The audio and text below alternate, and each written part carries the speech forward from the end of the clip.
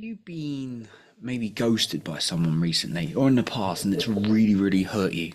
Well, today I want to talk about this and what I've learned about this in my life. And if you stay until the very end, I have an extra point for you then as well. Now, if you really want to dive deep and go into your psychology and help yourself in the areas of health, your career or business and or relationships, well, I'm offering breathwork sessions as mentioned previously, and if you want to find out more about that, you can book in a quick call to discuss this in the show notes below. So I want to be fully honest here. In this topic today of ghosting, right? When I was younger, in my 20s and things like that, I've ghosted in the past, right? And I found it very immature. I'm not going to sit here and say I've not done it, because I've been in a place and I was like, ghosting can happen in dating, relationships, or general sort of relationship with people, friends, all sorts of things, right? I've done it, right? And the reason I did it, not many times, but I've done it in the past, was because I was scared of having a conversation of like, look, I don't really see this going anywhere. I'm not interested in you, say that in a nice way. Or I've also, maybe just stopped communicating with a friend, right? And I realised it's because I was just didn't have the courage to talk to them. So the easy thing to do was stop talking. Now I'm in my 30s. I don't behave like that at all. Like I really have matured and like understood emotionally that can be really painful. And if I see someone else doing that, I'm always going to call them out for it where possible. Obviously, if they're ghosting, there's a chance they might not respond to that. And I've been on the receiving end many times. And I wanted to talk about this because even though I didn't do it out of harm, it was out of my way of just being like scared to communicate with someone. And I've had it like really badly. I know it can impact people a lot when we get ghosted, right? And actually, sometimes people can do it and they're like, oh, I got ghosted, and they didn't realize they've ghosted someone themselves, right? And it's just about creating awareness, because we're not perfect. We're always growing as human beings, right? And I always come at these just being completely honest and wanting to help you, because maybe like you've been ghosted recently and it's really hurt you. And typically when we talk about ghosting, a lot of people refer to dating and romantic relationships where it can be very painful, right? Now, I've not done it whereby, I was with someone for months and then suddenly went quiet on them. I've never done it like that. It was more like I maybe went on a date with someone and I was just like, yeah, not for me. I'm just gonna go quiet now. And that for me, like even now, I'd have the conversation like, hey, it was great to meet you. I don't feel quite like we're a match, but it's awesome what you're doing, and good luck with all of it. Like whatever she shared with me or something like that. Or if it's a friend, I'm like, look, I'm just really trying to focus on certain things at the moment, and honestly, I'm not feeling like at the moment our friendship's going to be able to be a thing I'm going to prioritize, all around those words, right? Rather than just going quiet on someone. Now, there's a difference between you're just going quiet on someone for a short amount of time because you're focusing on things. I'm talking about if you're just like completely cutting people out of your life and not communicating them to them as why, right? We don't have time to respond to every single person, right? I'm talking about more like when someone's just gone quiet on you because they're scared of having that conversation. It can be very, very hurtful. And I've even had a case like it happened this year to me. I'll just be honest. A couple of times actually, and I really call people out for it, and they responded quite well, fortunately. So like I've had it in business, I've had it in dating, right? And I remember just being like, look, I have no problem if this isn't a match, whether it was in the business or dating. And it's like, I have no problem with that whatsoever. I hope everything's going on. I don't know what's going on behind the scenes, but I did kind of gather a little bit of checking in what things were going. But I also don't find this acceptable. I'd rather have an actual conversation, or just have a quick message from you, right?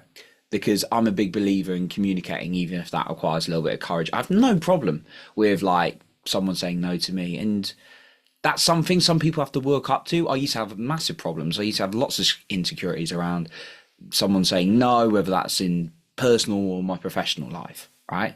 But now it's like, that's okay, as long as someone is honest and upfront. And unfortunately, a lot of people these days I find personally, find it hard to have that courageous conversation.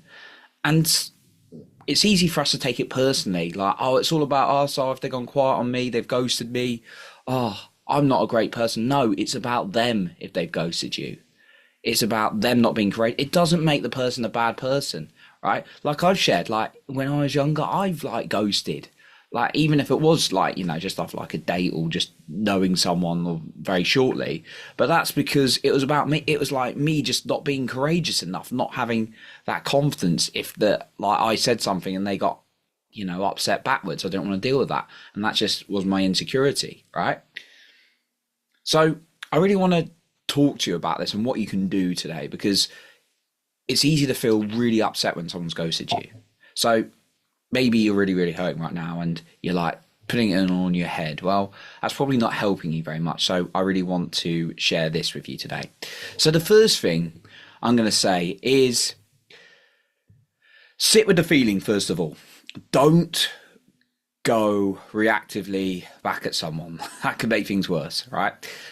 Fortunately, I'm very good at sitting in my emotions and I work that. Do I get it right every single time? No, of course, I'm a human being. Now and then, not necessarily relating to ghosting or anything, but now and then I may let my emotions get the best of me. But generally, I work on them every single day and have response plans in place to be able to deal with anything that's challenging. And actually, it allows me to default into calmer states more often than not than it used to. So the first thing is sit with your feelings. If you're like feeling hurt, usually when you ghosted, you're feeling hurt, you're feeling like sad, you're feeling abandoned. I've certainly felt those things. Sit with that feeling, because I found when I've not sat those feelings, then they just keep coming back worse and worse and worse. So actually sit those feelings, cry if you need to, whether you're whatever gender you are. I would highly advise like crying. It's really, really powerful. Or not crying, but just sitting with your emotions, and it might involve crying, right?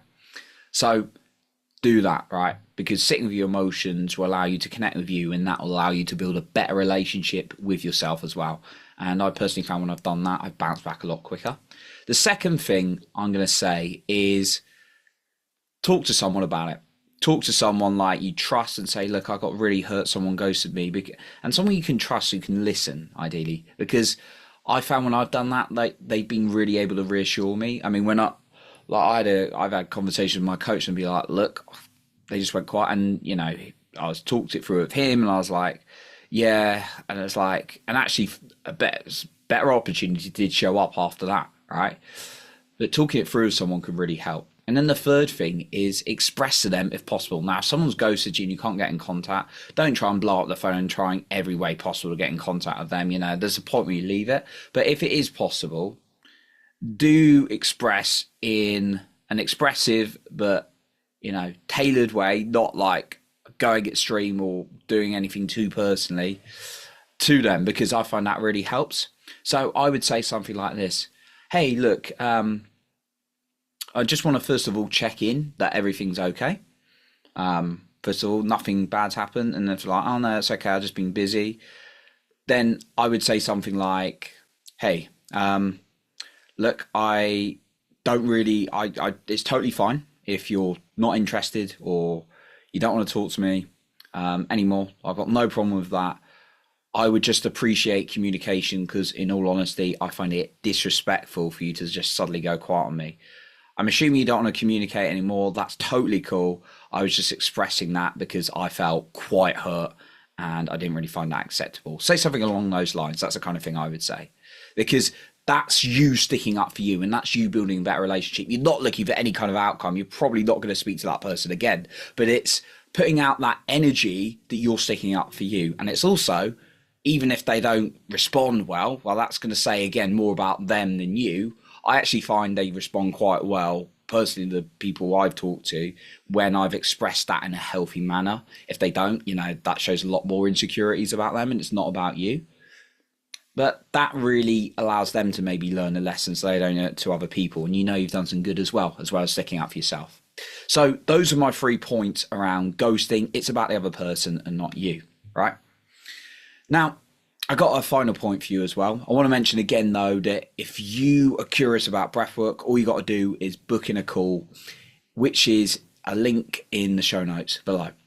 So the final point I'm going to share is something I had to do and realised that I'd have to live myself. Treat other people in the way that you expect to be treated, which means you don't ghost people, and that doesn't mean necessarily that that rules out any possibility of you getting ghosted in the future. No. But like, when I realised it, I was like, okay, that's teaching me a lesson, right? So obviously in my 30s, I'm a mature adult. Well, I know not everyone's mature adult in their 30s, but I like to think I'm an emotionally mature adult. I've had my ups and downs and I've worked through those things. But if I don't want to do like a business deal, I don't want to go on another date with someone, or I don't think after dating for a while it's not going to work, I'm going to actually tell them that rather than just go quiet, right? And you can't expect anything in this life, but putting that kind of energy out will make you feel a lot better about yourself. And if someone else does something different, well, that's all about them. So what I would suggest is writing down in general, not just about ghosting, but what are your boundaries, especially around communication with people, and then say what you want out of people. And then make sure when you look at that list that you're living those things as much as possible as well. Because that's the kind of energy you're going to put out there, is that I want this kind of person in my life, or this to work with this kind of people in business. And therefore, when you start living those things, you're more likely to attract that kind of person or people into your life as well. So that's what I got for you today on ghosting. It's a really important topic because I know it hurts a lot of people. So I appreciate you for being here. And remember to lead with your heart and not with fear.